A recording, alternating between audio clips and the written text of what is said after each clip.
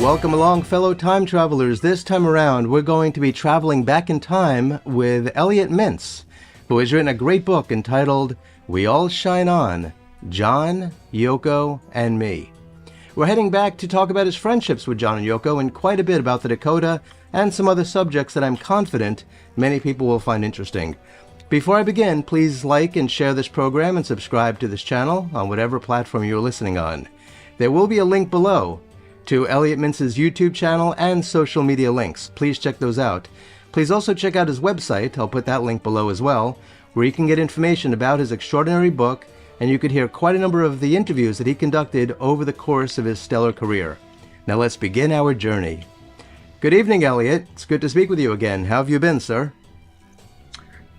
Healthy and well. Thank you for asking, Scott. Okay. Great. Every listener has seen countless films, and over time, there's been a noticeable detachment from the characters. This is largely due to the need to market movies globally, leading to the frequent use of wide shots, where lips don't move visibly, and this is to be able to facilitate dubbing in other countries. And consequently, audiences have lost the deep, emotional connection to the story and its characters. And this shift became prominent in the early 1990s. Before then, you had visionary directors like Peter Bogdanovich, who meticulously used establishing shots and medium shots and over-the-shoulder angles and close-ups and extreme close-ups to weave a narrative tapestry. For too long, the public's knowledge of Yoko Ono, and in his later years, John Lennon, was confined to wide, impersonal shots that grew wider with time. Elliot, with your beautifully written book, you have brought us medium shots, close-ups, and extreme close-ups of their lives. You have provided a personal, intimate view that only those closest to them would recognize. You've crafted an emotional investment in John and Yoko. We thought we knew them, fans. We thought we knew them. But in many cases, we're only familiar with their public image. Your book is an invitation into your campground. You have led us to a campfire where you have placed warm mugs of cider in our hands. And there, by the fire, you have introduced us to your friends, John and Yoko, not as distant celebrities, but as real people sharing moments of their lives. And I want to thank you for that intimate portrayal in your wonderful book. Well, Scott, far more than I deserve, and I will just graciously say thank you. You're very much welcome. It's a wonderful book. I pre-ordered it, and I was happy to receive it. Amazon sent it off right away. Mostly, I read biographies. I've learned long ago, as you probably have, that truth is stranger than fiction. And when diving into biographical works, I like to see life as a hero's journey through that framework and viewing through the lens of mythic storytelling. And I don't want to make you uncomfortable, Elliot, but your life, like other people's lives, can be seen as a hero's journey. And you think about the ordinary world, which is akin to Dorothy, her life on the black and white farm in Kansas before the whirlwind of change, before the tornado came and lifted her up and brought her to Oz. So to get rolling, let's introduce people to your ordinary life before John and Yoko came in like a whirlwind and carried you off away to another land. Where were you born? What influenced your career choice? And how did your early career unfold prior to John and Yoko entering your life? I'm going to do my best to be responsive to your question without boring your audience, but I must say this is the very first time that I've been compared to Dorothy in The Wizard of Oz, especially in the black and white scenes. Sure. But I kind of understand the metaphor.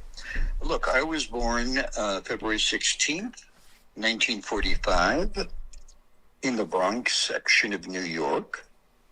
The family didn't stay there very long. We moved to Manhattan, to a neighborhood called Washington Heights. It was just kind of an emerging neighborhood for people making their best attempt to get into the middle class, I guess. My dad was in the coat and suit business, the garment industry. And he worked with his hands, and he worked very, very, very hard for 50 years. My mom was what they called in those days a homemaker. And I had a sister who was 2 years younger than I. We grew up in modest surroundings. I don't recall anything distinctive happening in my life before I was 5 or 10 years old. Went to public school, failed in most of my classes. It was not an unhappy childhood, but it was a solitary childhood. I developed a speech impediment, a stutter, almost overnight. We still don't know what caused it. And I used to, and I'm going to give you an example of the way I spoke, but I don't want you to think that I'm making fun of people who stutter, because it's a very debilitating experience. But I used to talk like that. And I took that with me to school, as well as being the smallest kid in class. And you can imagine the reaction of my fellow students. So I withdrew. I didn't feel comfortable talking with anyone. And I withdrew into a world of people I would hear on radio and watch on television in those days. They were my friends: David Susskind, Jack Parr, early Steve Allen, monologists. And while listening in my small bedroom, I developed an affection for those people and thought what it would be like if I were there. So as soon as I turned 17, I took the first flight to LA, showed up at LA City College. I applied to all the colleges, but only one would accept me because of my poor grades. And LA City College, a local community college, just happened to have an excellent broadcasting department. And I showed up at the broadcasting department with the stutter and a New York accent, because I had never been outside of New York. So I just talked the way people talked on the street corners in the neighborhood I was raised in. And I said, I want to be on radio. And I spent a long time studying all the aspects of broadcasting, coming home at night, laying down on the floor, taking a 20-pound typewriter and putting it on my solar plexus, inhaling deeply, and slowly learning to speak, exercising breath control, elongating my tongue, and slowly but surely the stutter began to go. Wow. The accent was even easier. And I hung around a neighborhood in East LA, living in I think it was $150 a month, one-room place with the hot plate and a mini fridge and a stand-up shower and a Murphy bed that turned into, it was a couch that turned into a bed. I lived very frugally, about $250, $300 a month. I didn't have a car for 2 years, used public transportation or worked or walked. And it led to me somehow landing a radio job and beginning a broadcasting career, which is where most people, I guess, discovered me. I will let you know, you probably already know this, but when it comes to stuttering, you're actually in great company. The author of Alice's Adventures in Wonderland and Through the Looking Glass, his name, people think, is Lewis Carroll, but his real name was Charles Lutwidge Dodgson. He had a terrible stutter, and the character that he created in the book, the dodo bird, was actually based on him, because when he would say his last name, this is a true story, he would say Dodgson. Huh. Once again, I'm not making fun, just like you, of anybody who stutters. I have people in my family that have had a stutter, but it was interesting how he was able to take that and turn it into something positive and creative. And Never knew that. What a fascinating story. yeah. Fascinating. And so congratulations on your accomplishment being able to do that. It reminds me a little bit of the story of Tony Curtis. You know, he grew up not much money in New York. Mm-hmm. And he would go to the movies with Joe Franklin, you know, who was a WOR talk show host. Talk show, yes. And they were great friends when they were children. And he was trying to think, what can I do to get out of my situation? And he watched Cary Grant movies.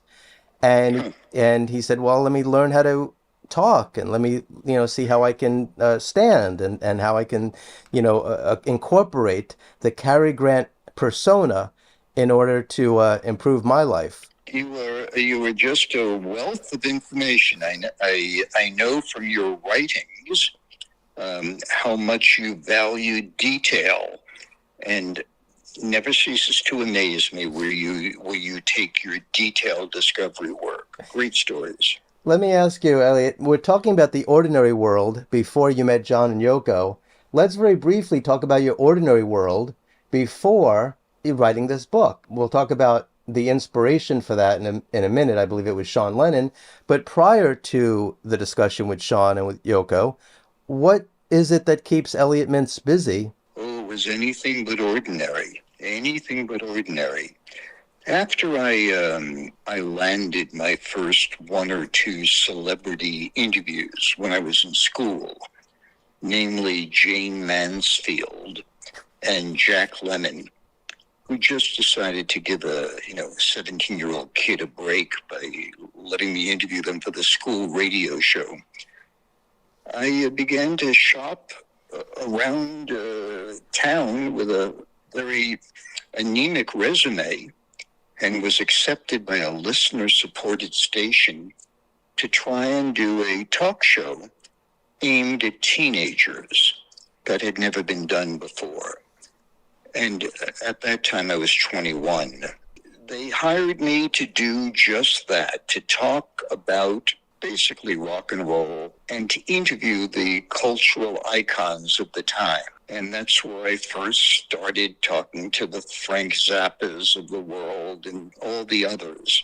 It was a talk show as well where people would call in. That led, after a year or two to a bigger radio station calling me, an AM station, I think was KLAC, saying that they would like to have me do what I do there. And the pay was better than the $50 a week that I was getting at KPFK. So I hopped ship, and then I started on the media route, going from station to station, from KLAC to KMET to KLOS to KABC to Earth News Radio to Westwood One. Landed a little television show called Head Shop. Did 100 of those, same format, interviewing people of the cultural landscape, showing little video clips we'd shoot around high schools. And the last one led me to a position at Eyewitness News on ABC television in Los Angeles, which was my first excursions into TV.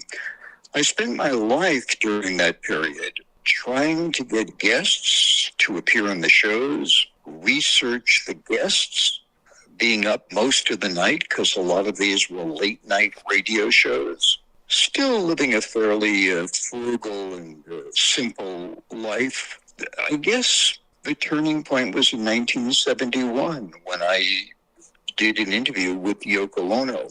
But prior to that time, Scott, it was the kind of life somebody lived who had great aspirations, worked hard to achieve them, and set virtually everything else aside. The second stage of the hero's journey is called the call to adventure.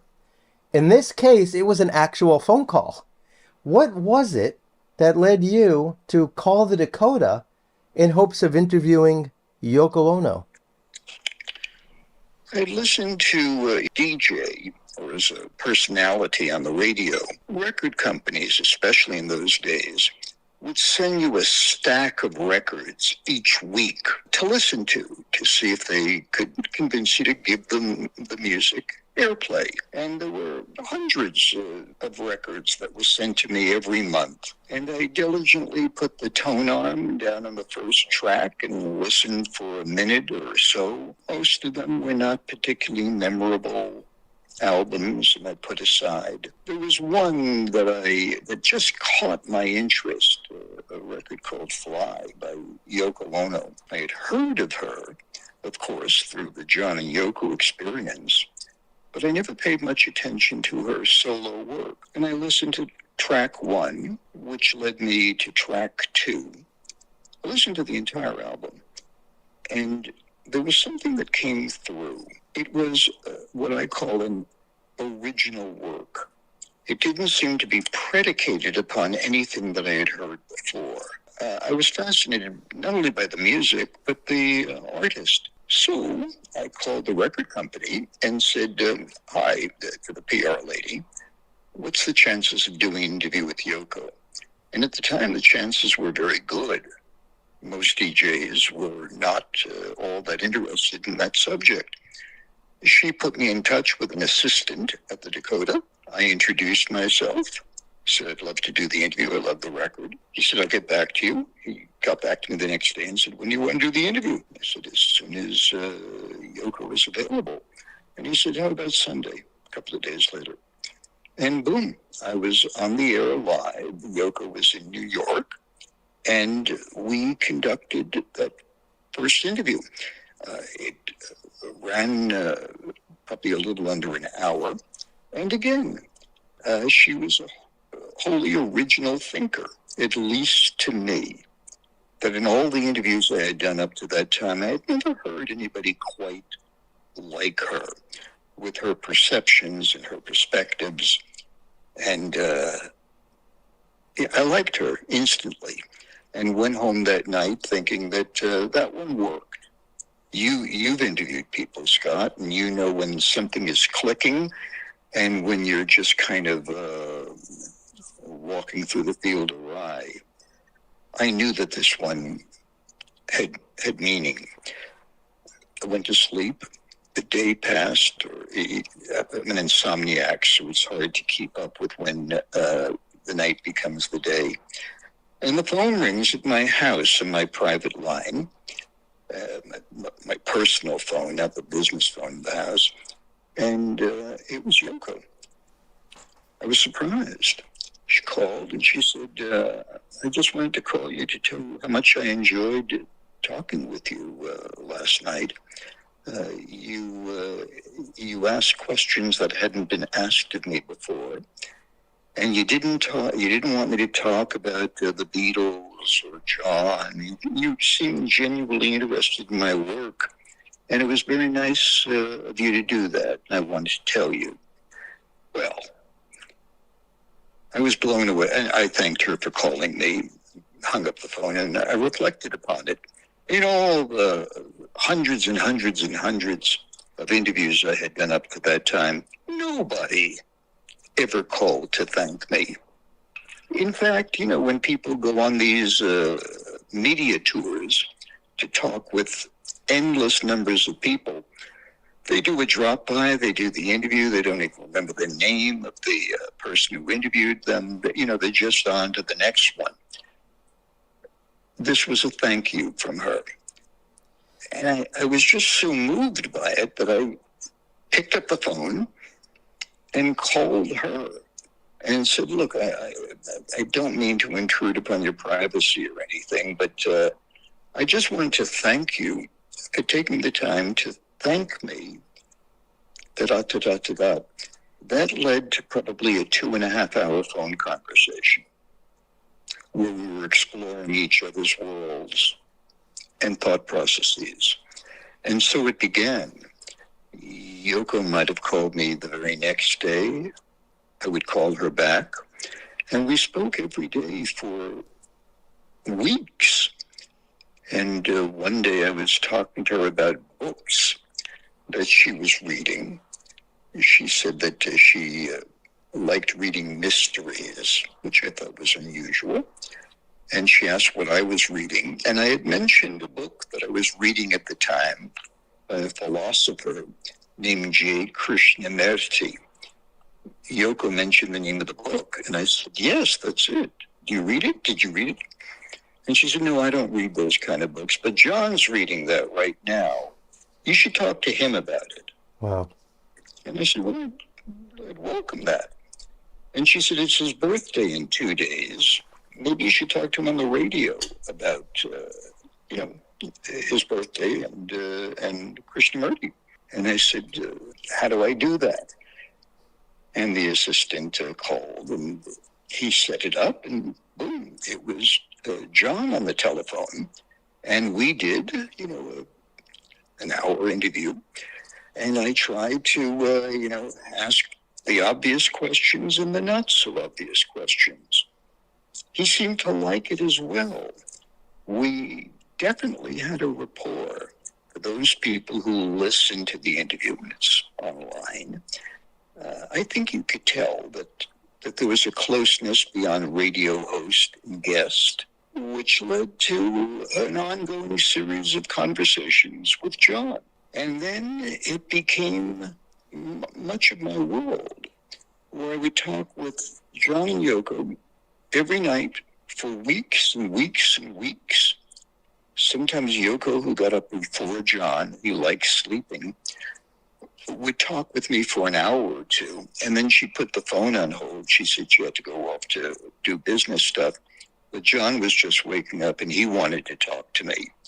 So I'd get off the phone with Yoko, try to get a cup of tea in me, and be talking to John.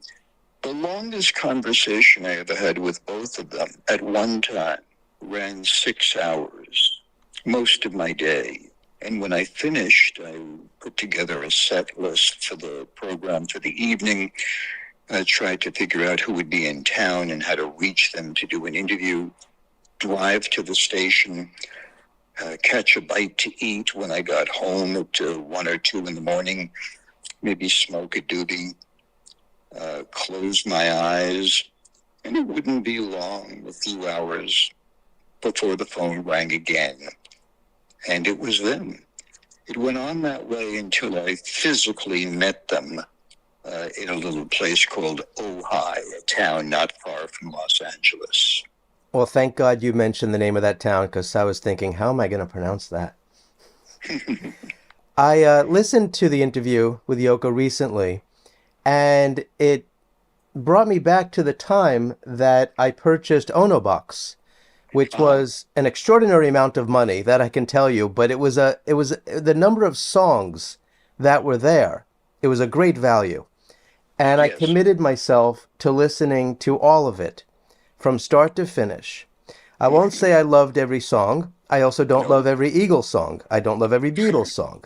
I don't love every, I mean, like, we can go down the line, which is fine.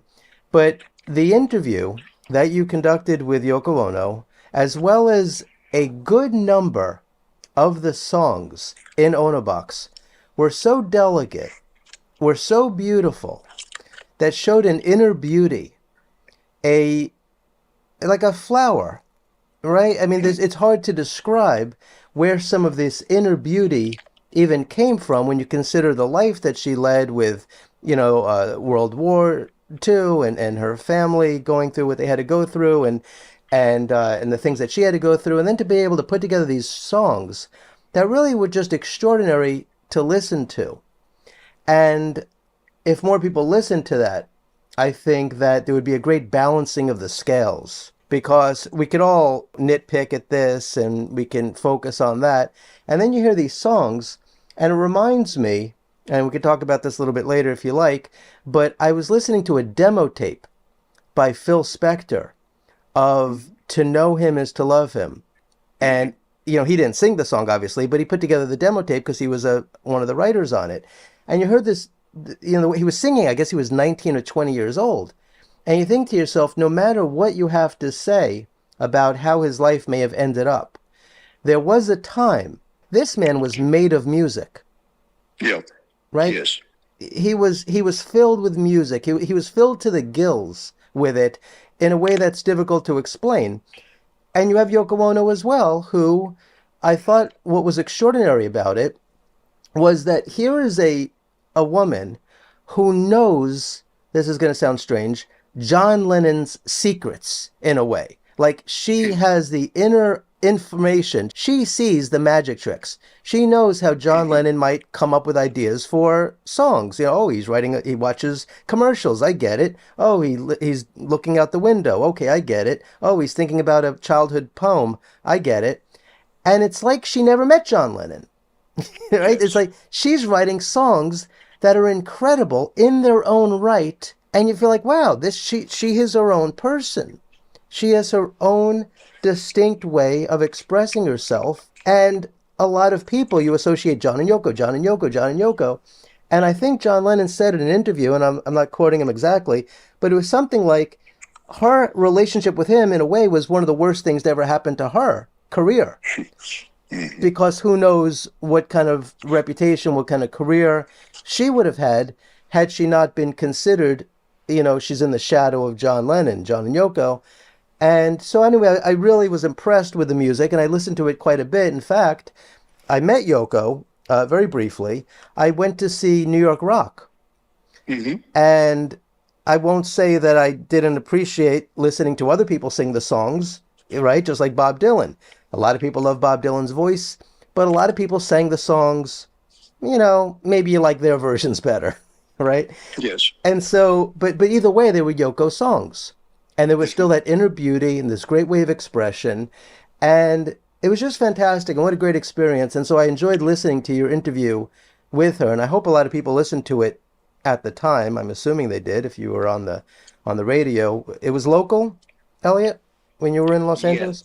Yes, but with a very large reach from San Diego to Santa Barbara. Sure. And, it's been picked up via YouTube, or people can just Google it. Yeah. So, I always say, I used to say it about my interviews, and I used to give media advice to clients, where I would always tell them it's not how many, it's who. That if you reach a small core group constituency, that you really move. It's infinitely more important than reaching 10 million people who don't really care. Without a doubt. Let's talk about Sean Lennon and his role, because this is the call to adventure as well, in a different way.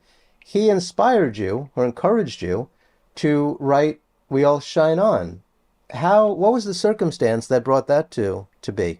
A couple of years ago, I was visiting Yoko for her birthday.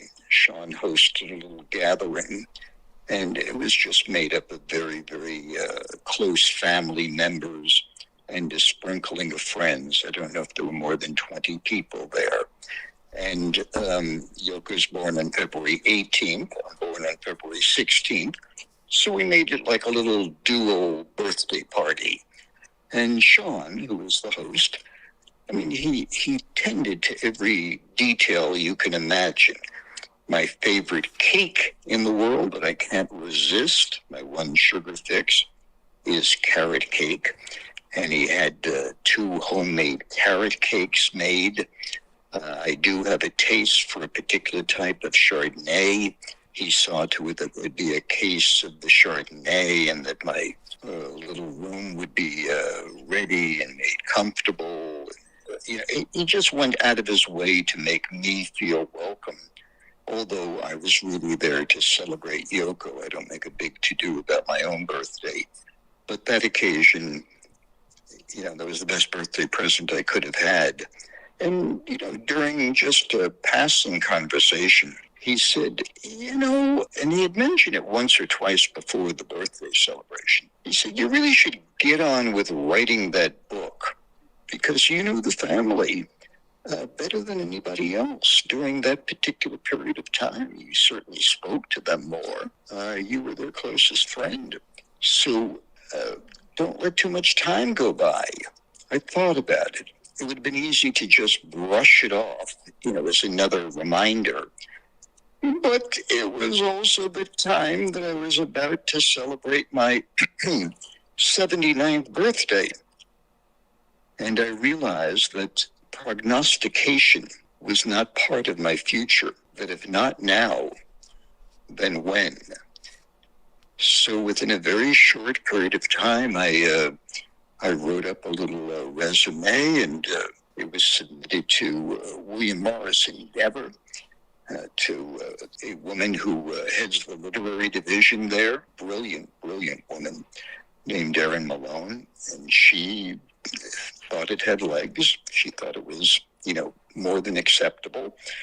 And she introduced me to a variety of publishers. We had a meeting, and there was one publisher from Dutton Random House, a woman named Jill Schwartzman, who really got what I wanted to do and said that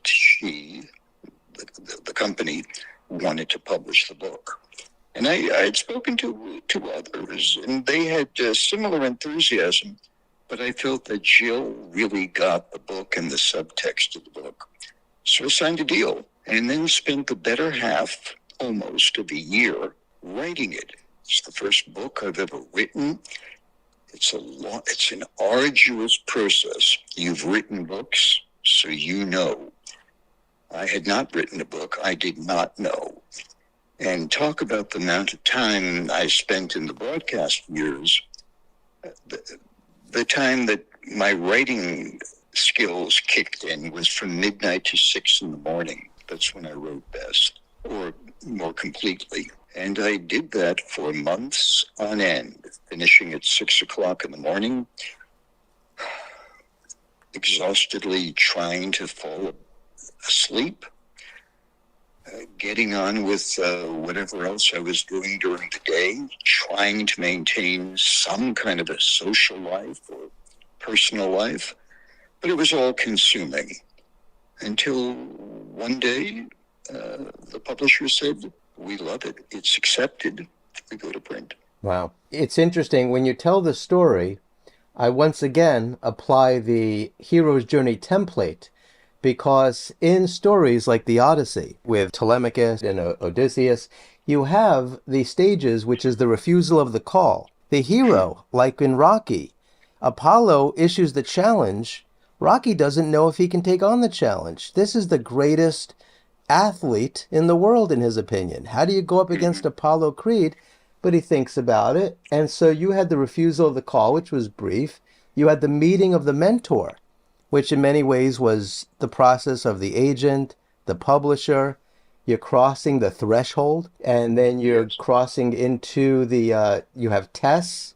You're challenging yourself to see if you could even take on this challenge. You're going through the process of, in many ways, you were your own mentor, because you had to take your own counsel. You had to spend a lot of time, I would assume, in your house, staring at the ceiling, thinking back in time, wondering what to choose and what not to choose. I bet you smiled a lot to yourself, remembering things that John said to you, and Yoko said to you, and laughing.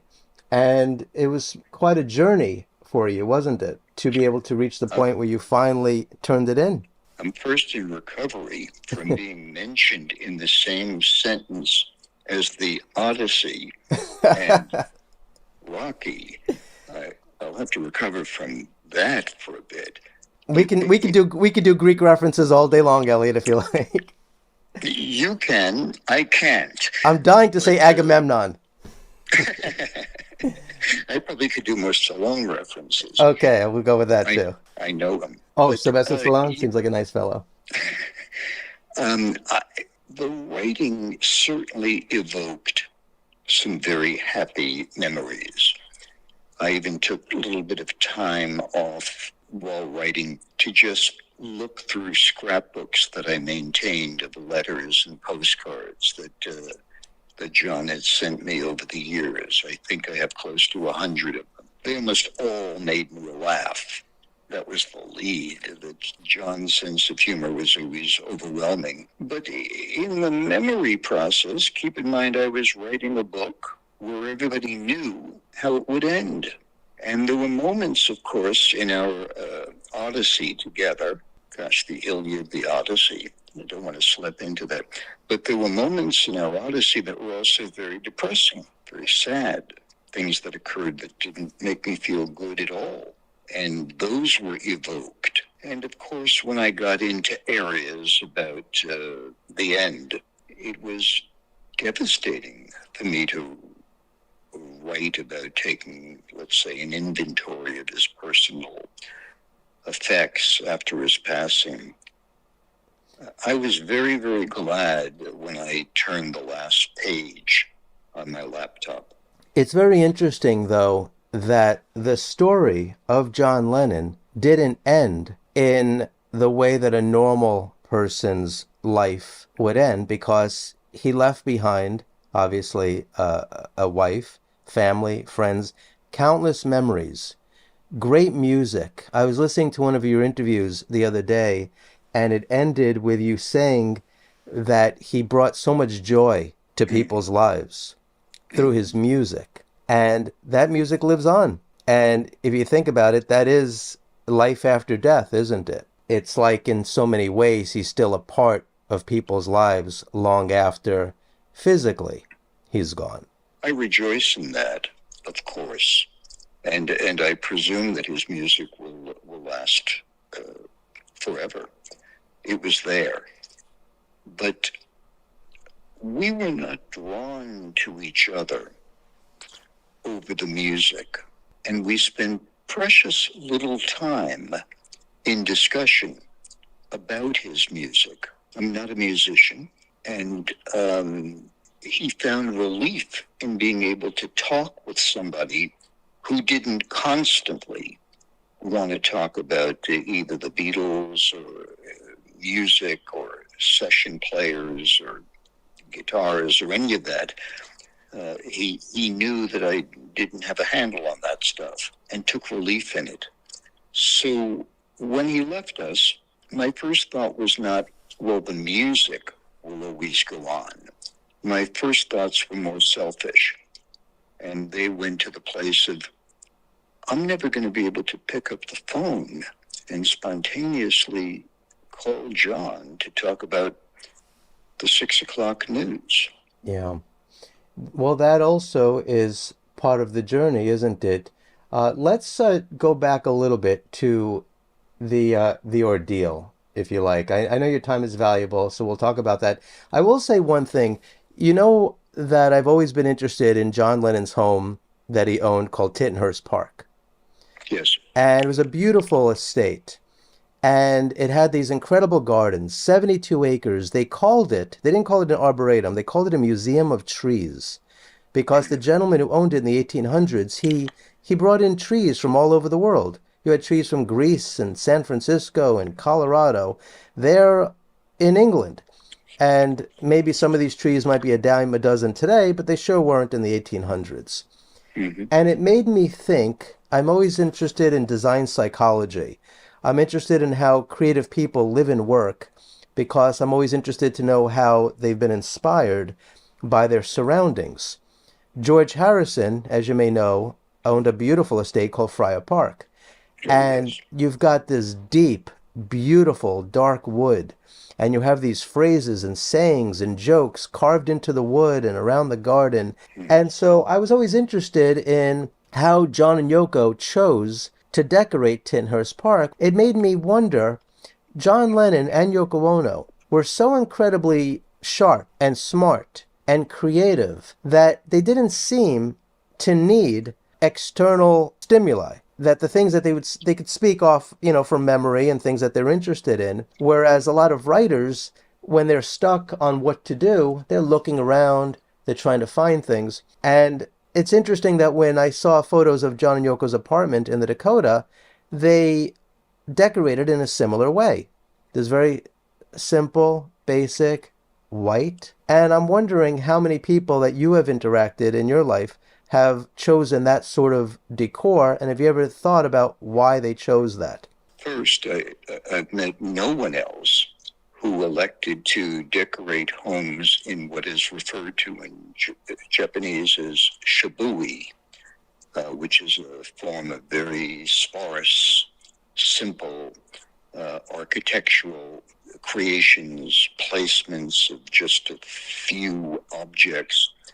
Never met anybody. I think, and of course I never had the pleasure of visiting Tittenhurst. I didn't meet John until just a few weeks after he released Imagine. The Dakota emulated Tittenhurst Park in terms of its whiteness. What we call a living room, the main room in the house, had a little bronze plaque on the door that said white room.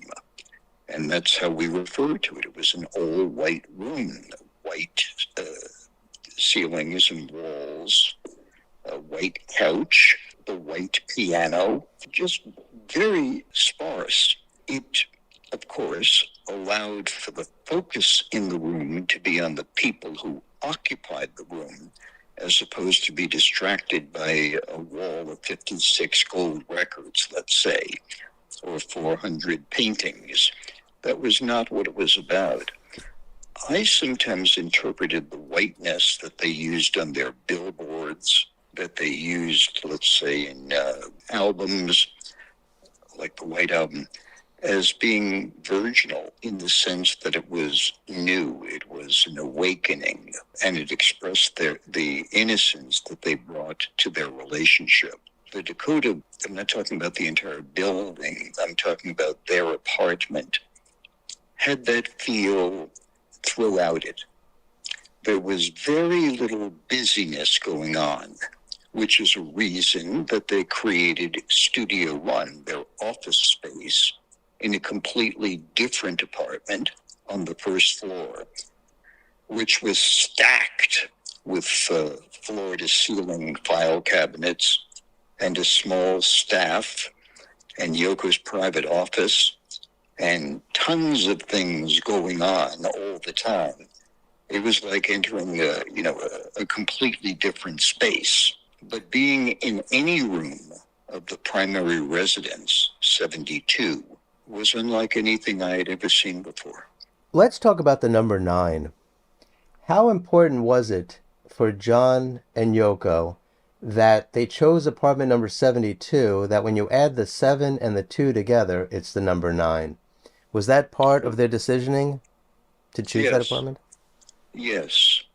It was an incredibly inviting invitation. You can read in other sources and in other ways how the number 9 figured so largely in John Lennon's life.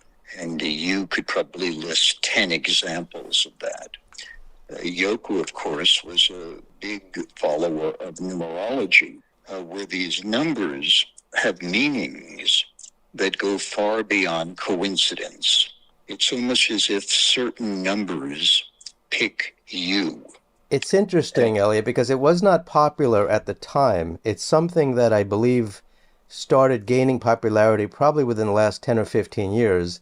But there's a lot of people, especially in Silicon Valley, who are believe that we live in a computer simulation. That doesn't mean there's no religion. It doesn't mean there is no God. A lot of the belief is that we, perhaps, are in the future right now and programming our life. And you see things like that, and you can kind of make it fit into that template as well, that the number 9 did seem to follow John Lennon over the course of his life. And it really is fascinating. We could all look for things like that, right? We all want to try to, like seeing faces, right? You see faces in a mop. You see faces in the clouds. But the number 9 consistently followed John Lennon. And it is fascinating that they happened to come across apartment number 72 and that it fits so well into the direction that they wanted their life to go. I don't know much about the trappings of Silicon Valley and how the numbers play among the people who, live in that experience. John Ono Lennon knows a lot about that stuff. And I am a believer in matters of a spiritual nature, and I consider numerology to be under that umbrella. So I come at it more from a mystical point of view than assignment by the numbers. Sure. I think it all comes from God. Elliot, you spend a lot of time in John and Yoko's bedroom. I know that sounds strange to people who aren't as familiar with your story, but it was friendship and it was talking, and you and John would speak, and when Yoko would fall asleep, you would lower your voices and speak a little softer, and then she would wake up. And correct me if I'm wrong, but their bedroom faced West 72nd Street. Is that correct? That's correct. Okay. Do you know why they would choose that bedroom versus a big, beautiful bedroom overlooking Central Park? No, I never thought of that. I can't imagine the view was particularly well. I don't know. I guess you could see a part of Central Park from the windows, right? Because Yes, one window looked down toward Midtown Manhattan. Another window looked directly at Central Park West, at Central Park. I love reading and seeing photographs of the Egyptian artifacts that Yoko collected. And I saw an interview where she explained why. And she was talking about if you're going to make an investment in something, why not acquire something beautiful that's going to add value, not only to your portfolio, but add value to your life as well. What are your thoughts about some of the Egyptian artifacts that you've seen? I assume they're mainly in 72. Don't know if they're anywhere else. Yes, they are mainly in 72. Of course, I am not an expert in Egyptology. And the first time that I observed the sarcophagus, or what I refer to simply as a mummy, in the apartment, I was fascinated just by the look of it, the size of it, the designs that were on the cover of the mummy. I was naturally curious to see what was inside, but it was kept on a stand with a plexiglass covering over it. I was just fascinated looking at that. I looked at a lot of the other Egyptian pieces that Yoko had acquired over the years, and they all had this sense of mystery about them. I probably should have spent a little bit more time studying them and maybe asking her a few more questions. She was expert in the area. I think that John liked the objects aesthetically, but I can't remember a single conversation that John and I ever had about those objects. She bought things primarily because they were beautiful and appealed to her aesthetics. There was another side to her that would make purchases for the sole purpose of its investment value, like Holstein cattle, for instance. I don't think cattle are particularly beautiful, unless you might be a different gender Holstein. But she just felt that would be a good investment. It turned out to be superb. Did they own a farm where those were kept, or they were just an investment that were kept elsewhere? Do you know? I'm not absolutely certain. I think that the cattle were kept on somebody else's farm, and that they owned the physical cattle. Yeah. I don't believe that John and Yoko ever had the place where the cattle were kept. Their real estate portfolio is fascinating to me. In addition to, the building in the village, the house in Palm Beach was extraordinary. I know John had only been there one time, I believe. And the two homes in Virginia, I don't know if had you ever been to them? They were two historic plantations. Beautiful historic plantations, and obviously the Long Island mansion as well. And it was they all just seemed very warm and extraordinary and beautiful and something to look forward to when getting out of New York City, to be able to, look up at the stars and and get some fresh air and to get into another state of mind outside of being in the city itself. Where, outside of spending time in the bedroom, where would you say that John and Yoko felt most at home? Was it a lot of time spent in the kitchen? Yes. First was the bedroom, only because, at the end of the day, they just wanted to be comfortable. And for them to be comfortable would be similar to you and I putting on a pair of pajamas or something like that, and getting under the covers in their bed where they had their books, where John had his stereo system. There was a giant television at the foot of the bed that was always on in silence. And it was a fairly busy or somewhat cluttered room. There was a white wicker chair that I sat in, and it was convenient in the sense that when Yoko just got tired of the conversations that were going on, she could just nap and let John and I speak over her. And there was also a time that I could remember where it was obvious that John was getting sleepy, and I would say, look, it's getting late. The sun's going to come up soon, so I'm going to just slip out the door and take a walk back to the hotel. And he almost insisted upon walking me to the front door and locking it afterwards.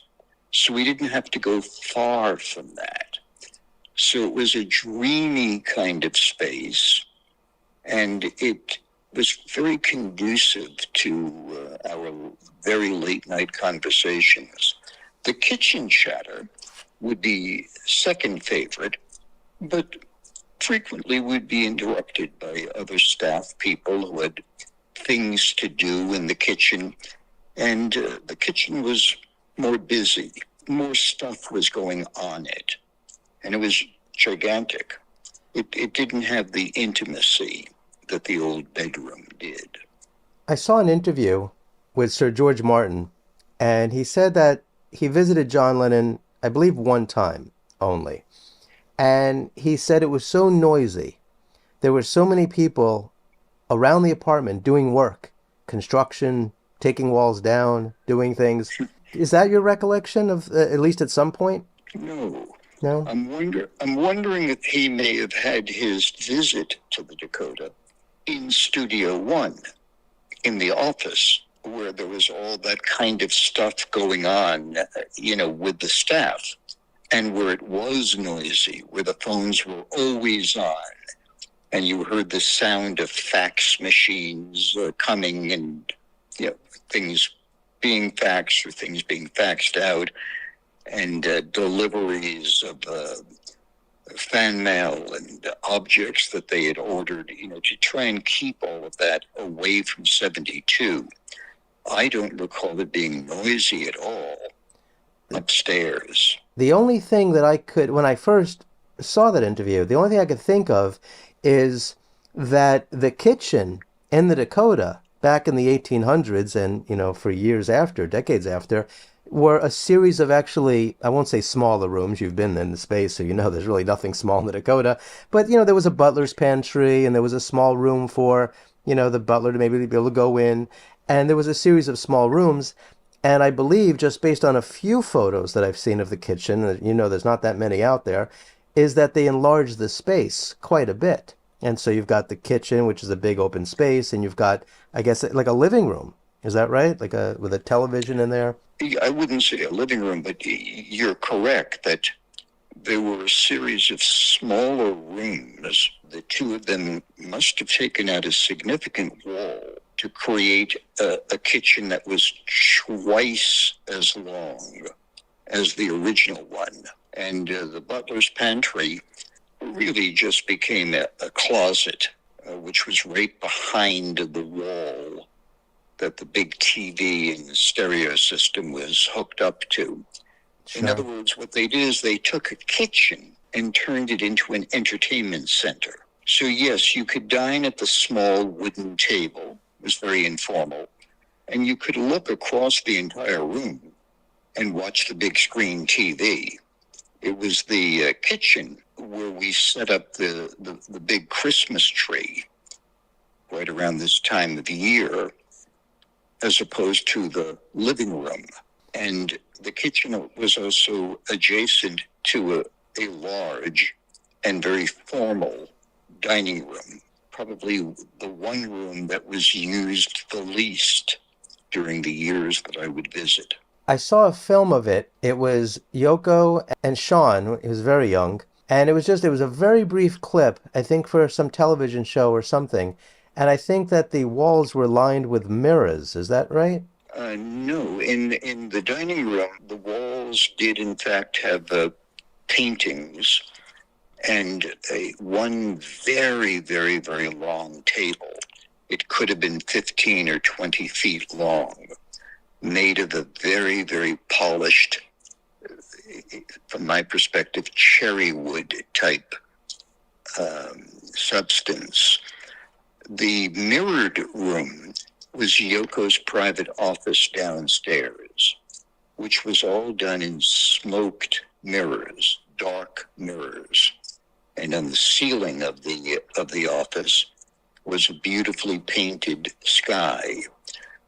There were a few very tall palm trees that were lit from the bottom, uplights. They were always on, with deco pieces, a piano, a chaise, a fireplace, a couch, Yoko's magnificent Egyptian desk. That desk is incredible. Just an absolute work of art unto itself. The Tiffany lamp was the real deal. They didn't get knockoffs. They got the real stuff. So yes, they loved things of beauty, but they weren't necessarily purchased for resale value. Sure. Was that ceiling the only one that was painted like a sky? Were there any other rooms that were painted like that? I'm trying to remember, Scott, and I just have a faint memory that Sean's bedroom may have been painted with sky. If there was any other room, that would be the one that I recall. Were you at Sean's birthday party when Steve Jobs showed up with an Apple Macintosh computer? Yes. Keith Haring, I believe, was there. Steve Jobs appears at this birthday party for Sean. Yoko had set up, a variety of what I call pinball machines. There weren't pinball machines, but they were the kind of game-operated machines and other things for kids to play with, 8-year-olds. In the living rooms, some of the adult people who were visiting hung out. I was sitting on the couch, and I remember Steve Jobs coming in with a cardboard box, and he opened the cardboard box and took out, the first Apple PC, and just plugged it into an AC outlet and began to demonstrate what it could do. What it could do at that time was basically what I would refer to as an Etch-a-Sketch, where you could move the mouse around and do line drawings. It didn't blink on and off. It didn't have color images. There was no internet yet involved. And I remember Keith Haring was there and Andy Warhol was there. And they, of course, gravitated to the Etch-a-Sketch thing. They really liked it a lot. Sean wandered in with a couple of friends. He looked at it. He may have played with it. But it didn't leave much of an impression. Later in the evening, Steve explained to a group of us that someday there would be something like that in every home in the world, and people would be able to talk with each other and see each other. And he explained a concept about the internet that most of us kind of scratched our head. And when the party ended, the machine was just there next to the cardboard box. I spent about 45 minutes with him, just talking about the vision. I really admired his enthusiasm. We had a good talk, and he said, look, if you want to talk more, I'm going to be in New York for a few days because I just got a place not far up from here. And if you'd like, you could come visit me. And in the next day or two, I went to the place, the new apartment that he bought, and we spent, a few hours talking about the vision. As life would go on, he would call me on a few occasions because there were some clients that I represented that he wanted to reach about doing his first big billboard campaign called Think Differently. I remember he called one day and said, "Do you think Bob Dylan would be interested in doing a billboard?" And I said, I never speak for Bob. I'll certainly get the message to him. He said he wants to use Charlie Chaplin, Pablo Picasso, that John and Yoko have already committed. And it would be about people who thought differently and changed the world. Wow. I liked the campaign immediately. I think we spoke a few months before his passing, when he was, obviously ill. I wanted to reach him because I had heard about a cancer treatment overseas that seemed workable. But it was a brief talk, and he was at peace with his prognosis. Yeah, he was a brilliant man. Was it the San Remo where he bought the penthouse? A few blocks up from the Dakota. It was the Towers, and that's where he invited me to join him, within a day or two after I first met him. I love the stories about John Lennon's juke boxes, right? Because he had the one that he brought over from Tittenhurst, which I believe was near the kitchen.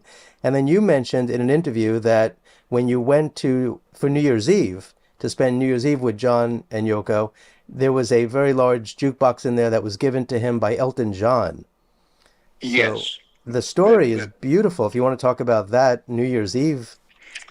Well, New Year's Eve was spent with John having set up it turned into apartment 71, which they acquired. And it was a beautiful space where he wanted to create what looked like a little private club. He had heard about a private club that I believe Jim Belushi had set up, and one that Jimi Hendrix had set up in an old townhouse in the village. And he thought, wouldn't it be great to have a place to just hang out that was like a nightclub? Because he obviously couldn't go and hang out at nightclubs with Yoko. So we spent the afternoon going to secondhand stores to find 78 RPM records for this beautiful jukebox that Elton had got for him. And there was a Mellotron that I believe was in apartment 71. We were going to have a little New Year's Eve gathering, so we found some old used tuxedo jackets, a couple of deco items, and we perused some of the old 78 RPM record stores in downtown New York and found some records that really appealed to him, including some that went back to the 1940s of artists that he listened to as a child. And we brought those home, and we put the whole thing together in, an hour. And then he arranged for a private invitation to go to Yoko, inviting her to the opening of what he called Club Dakota. And I think he indicated that it was a dressy affair, or that the attire was dressy. And Yoko did, in fact, show up in a gorgeous dress. And we wore our little cheap tuxedo jackets. John also wore his Liverpool school tie. We sat and gazed at some cardboard pink flamingos that we had purchased as well, that we thought would be nice for the club. And, after a while of talk and laughter and music listening, the two of them just decided to dance. And they asked if I would just take some Polaroid pictures of them dancing. And I remember that the snow was falling. and I could see them. I mean, 71 had these windows that were facing out that, again, floor to ceiling. You saw the snowfall. Listen to this gorgeous music. And watching John and Yoko dancing together, it was one of the most romantic moments of my time with them, and one of the more romantic moments of my life. One photo survived that I had, which I put in the book. There's so many great, beautiful stories in your book. You did mention, though, that you think that your close association with John and Yoko, the amount of time you spent with them, may have contributed to the fact that you may have never gotten married. And I was giving some thought to that, Elliot. And I was wondering if, and it could be conscious, it could be subconscious. And if it's subconscious, then you wouldn't know. It made me wonder if you saw such extraordinary love, you saw such extraordinary dedication, and that you had it in your mind, well, that's what a relationship is to be like. And it must be very difficult to try to, I don't know if recreate's the right word, but, that's what you look for. And it's, like a child, right? And you see, let's say, a father being abusive to the mother, you think that's normal. Or you see the father being loving and affectionate to the wife, you see the other way around. And so you're influenced by, what you see. And you talk about your friendship with Mickey Dolenz. Did I say his name right? Dolenz? Yes. And his wonderful wife and the Thanksgiving dinners that she made. And Frank Zappa, obviously you were probably friends with his wife as well, and so many others. And so you just saw so many wonderful examples. And I'm just wondering if that may have contributed to it. Like, wow, I need to find that. That's what I'm looking for.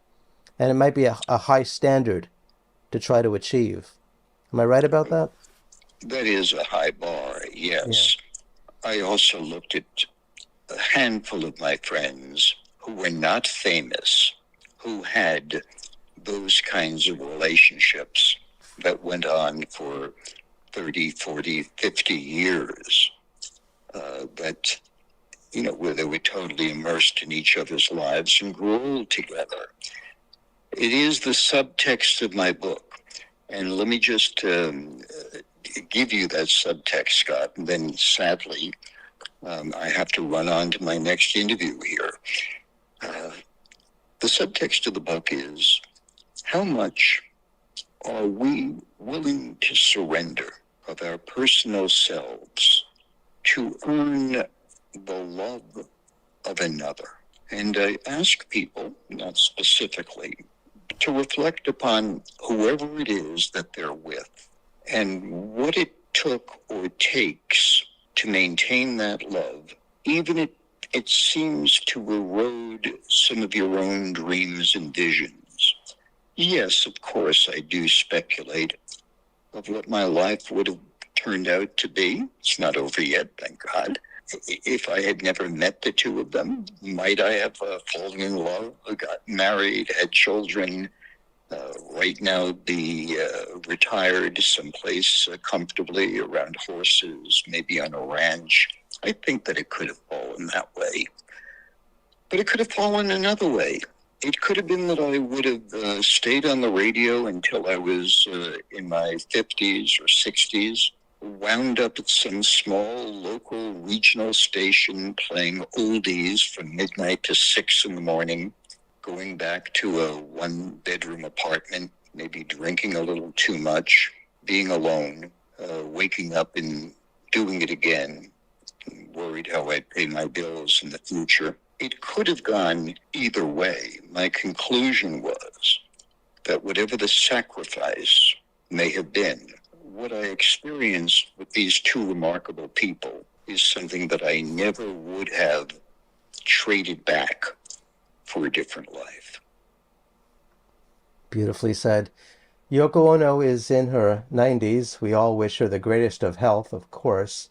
You've done a wonderful job, Elliot, showing her in a warm and loving light, not only with John, but with Sean, and of course, with yourself. Friendship is everything. And we live in a time where people do not have the types of neighbors that you had in Laurel Canyon, where people were friendly. People don't have the friendships that they used to have. And if they have any friendships at all, they're not as close as they were. And so you were given a great gift. And let's Yes. just talk about the hero's journey. It's like a gift from the gods. You were handed the gift of friendship, to share your friendship with them and to receive their friendship. And so it's quite priceless indeed. I really enjoyed this time travel journey with you, Elliot, and I'm sure others will as well. I thank you, Scott. I thank you for this interview, one of the more profound ones that I've done, of the more than 100 now in talking about the book. And I love what you bring to the table, and I love your sense of detail. And I this was appreciate a that. joy. I appreciate that. Good thing you didn't hear the other 73 questions I had for you. So, Save them for another time. I will indeed. Best of luck with your book. I'm going to encourage other people to purchase it and to leave a review on Amazon, which is one of the best places to leave it. And of course, to check out your social media. You're very active on Facebook.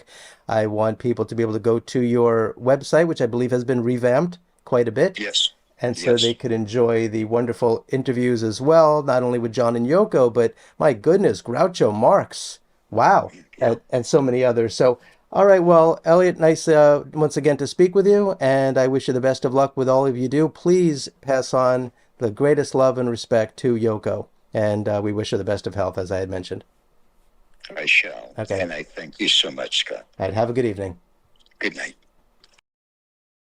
So, what do you think of this interview with Elliot Mintz? Are you familiar with his book? If you have not yet read it, I highly recommend that you do so and leave a kind review on Amazon or wherever else you order it from. You could also return here and share your thoughts in the comments below, which I will personally respond to. Kindly remember to like, share, and subscribe and hit the notification bell because there will be more interviews, and I hope you check those out too. Please check out the links below to learn how to support my research and productions. This channel is sponsored by CampfireShop.com, where you can order the highest quality and exclusive candles, herbal supplements, teas, and more. I would also appreciate it if you could become a member of my channel and or join me on Patreon, where you could watch exclusive walking tours of cool places that I've been to. You could also leave a super thanks in the comments below. Kindly be kind to all of our fellow Earthlings, and please do not harm them. They don't like that. And please do yourself a favor and go to a local shelter and adopt a cat or a dog or both. You and they will be very glad that you did. Until next time, I wish you safe travels on all your journeys.